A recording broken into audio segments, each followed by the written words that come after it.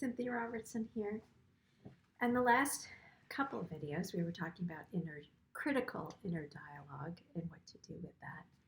And this one, I kind of want to go a little bit more specific as far as sometimes like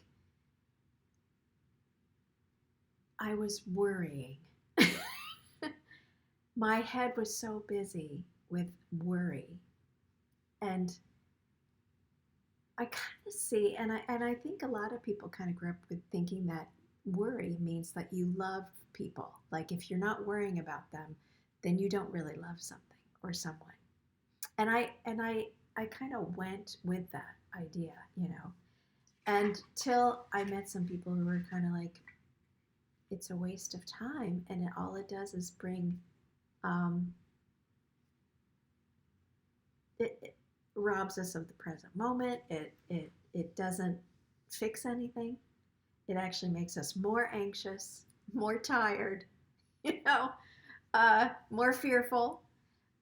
It kind of keeps you engaged in that kind of energy, and I've learned to let go of worry. I know that sounds so silly, and so simple, but it was kind of a big. It was a decision. Again, it was one of those trust things. I've talked about that. Making a decision to trust that the people I love are going to be okay. That they have their own agenda, their own life that they have to lead, and I don't know what's best for them. That took a long time, really long time, because I think it's so easy when your own mind is troubled that you can clearly see what other people need, and that and of course I used to tell them, but I know now I don't I don't know what's best for someone else. I have no idea what their journey is, and that worry just made me sick. It just kept me in this fearful, anxiety-ridden place, and that it wasn't love. That's not love. You know. What does it say? That old that saying. Love is patient and kind, and just tries not to control or. I'm terrible. I'm sorry, but you get the gist. It wasn't love.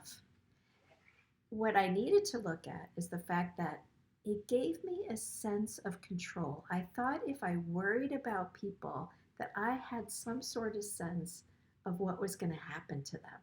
I know that sounds really odd, but I thought that way for a long time.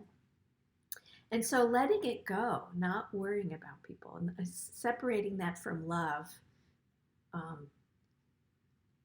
and understanding that they have their own path, and just letting it be. And if I was afraid to pay attention to my own fear, just the whole point of worrying about people is that I thought something awful was going to happen to people that I loved, and that I would be abandoned.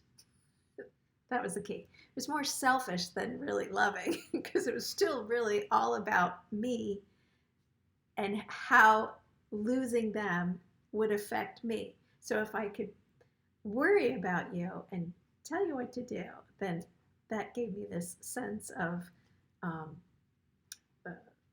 the illusion of control and peace. But that is not real peace of mind, and we don't have control. And to let it go meant that I had to pay attention to what was going on within me. I had to pay attention to my motives when I was worrying about people, what was really going on. Most of the time I'm just afraid that I'm going to lose them, or something awful, some accident or something's going to take them away from me, and that I will be alone in the world. And developing the care and attention so that I don't feel alone takes away that need to worry that something awful is going to happen to somebody. It doesn't mean that it couldn't happen. It just means that if and when it does, I will be okay, and I will know that they will be okay, because it was their So I don't know if that makes any sense. But thank you for being with me. Around here is a subscribe button.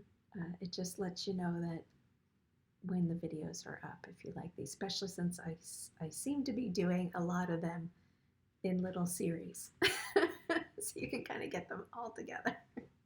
Anyways, thank you very much, and I will talk to you soon. Bye-bye.